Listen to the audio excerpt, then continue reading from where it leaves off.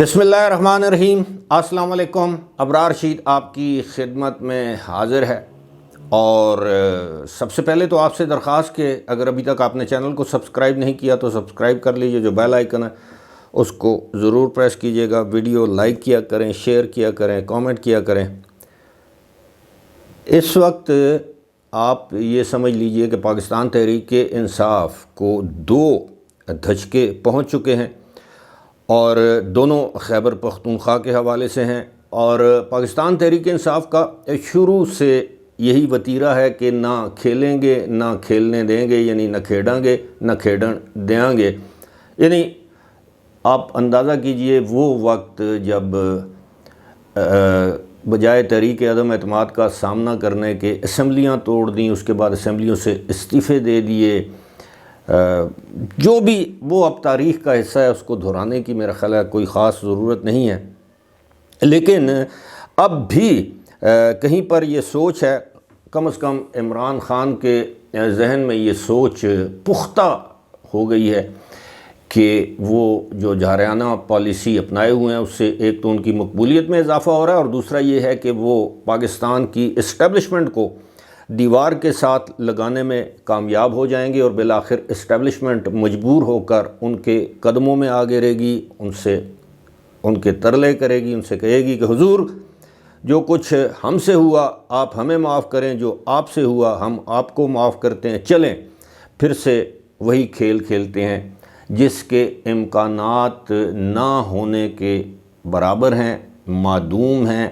پاکستان کی سیاست میں ناممکن کسی چیز کو نہیں کہا جا سکتا، لیکن فی الحال ایسا کچھ ہونے کو نہیں ہے۔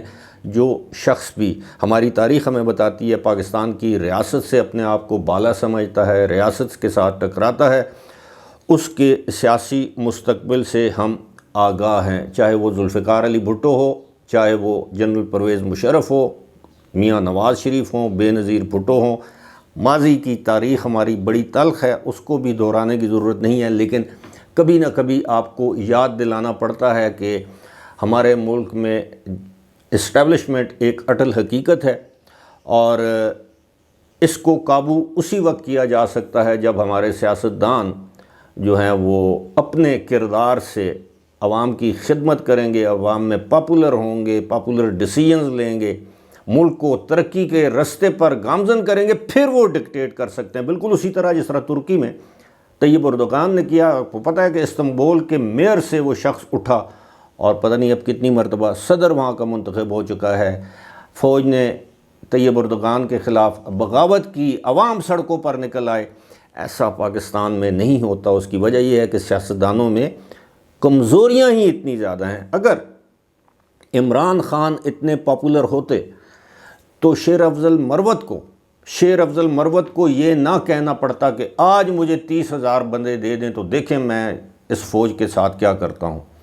تو اگر عمران خان پاپولر ہوتے تو آج اڈیالہ جیل کے ارد گرد لاکھوں افراد کا مجمع ہوتا، بے شک پرامن ہوتا، لیکن اسٹیبلشمنٹ کو بالآخر وہ دباؤ قبول کرنا پڑتا۔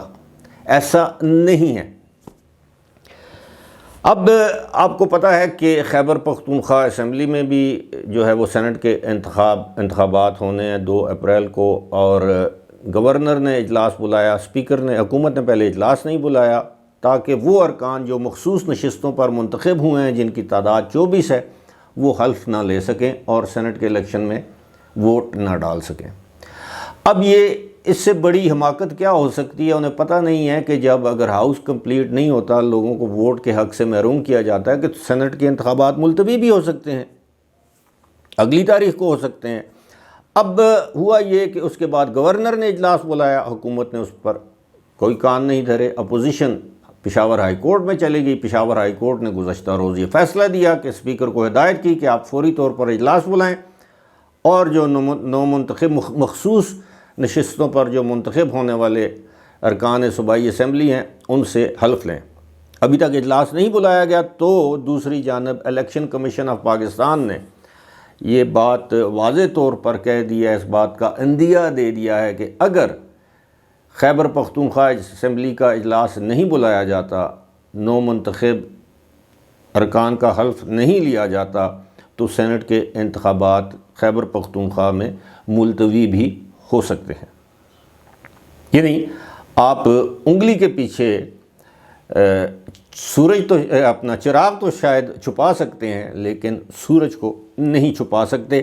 یہ الیکشن کمیشن نے یہ کہا ہے کہ ظاہر ہے کہ خیبر پختونخوا اسمبلی کی مخصوص نشستوں پر حلف لینے کے معاملے پر الیکشن کمیشن آف پاکستان نے سینٹ انتخابات ملتوی کرانے سے متعلق فیصلہ جاری کر دیا۔ الیکشن کمیشن کے فیصلے میں کہا، الیکشن کمیشن کا فیصلے میں کہنا ہے کہ اسپیکر کے پی اسمبلی عدالتی احکامات پر عمل نہیں کرتے تو خیبر پختونخوا کی حد تک سینٹ الیکشن ملتوی کرنے پر مجبور ہوں گے۔ الیکشن کمیشن کا کہنا تھا کہ ووٹ ڈالنا ہر کسی کا بنیادی حق ہے، ووٹ ڈالنے کے حق سے کسی ووٹر کو محروم نہیں کیا جا سکتا۔ تو یہ معاملہ بالکل واضح ہے، لیکن اس کے باوجود ایک تصادم کی پالیسی اپنائے ہوئے ہے۔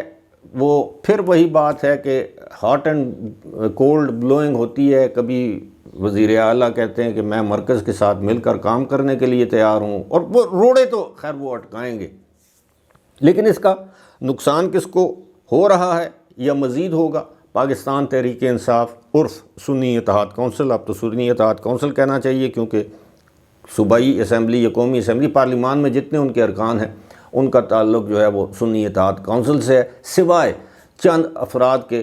مثال کے طور پر یہ علی امین گنڈا پور جو ہیں وہ آزاد ہیں کیونکہ انہوں نے پارٹی الیکشن لڑا تھا۔ اسی طرح بیرسٹر گوہر اور عمر ایوب بھی آزاد ہیں قومی اسمبلی میں کیونکہ انہوں نے بھی پارٹی کا الیکشن لڑا تھا، تو وہ سنی اتحاد کونسل کے پلیٹ فارم یا اس کا ممبر ہوتے ہوئے اپنی پارٹی کا تحریک انصاف کا الیکشن نہیں لڑ سکتے تھے۔ یہ صورتحال دن بدن پی ٹی آئی اپنی طرف سے گرم کرنے کی کوشش کر رہی ہے، اور وہ یہ سمجھ رہی ہے پاکستان تحریک انصاف کے جناب عمران خان کا بیانیہ چھا گیا ہے وقتی طور پر۔ اس میں کوئی شک نہیں کہ عمران خان اس وقت پاکستان کے مقبول ترین سیاسی رہنما ہیں، لیکن مقبولیت ہمیشہ قائم نہیں رہتی۔ اس مقبولیت کا کیا فائدہ جس مقبولیت کی وجہ سے آپ کے لیے اور آپ کی پارٹی کے لیے، آپ کے پارٹی کے ارکان کے لیے دن بدن مشکلات ہوں۔ اور اب تو آپ کو پتہ ہے کہ جو آرمی ایکٹ والا معاملہ ہے وہ بیل بھی اب کیا کہتے ہیں منڈیر چڑھ رہی ہے، تو آنے والے دنوں میں مزید سختیاں اگر ہوتی نظر آتی ہیں پاکستان تحریک انصاف یا بانی تحریک انصاف پر، تو آپ کو اور مجھے کوئی حیرت نہیں ہونی چاہیے۔ فی الحال مجھے دیجیے اجازت، خدا حافظ۔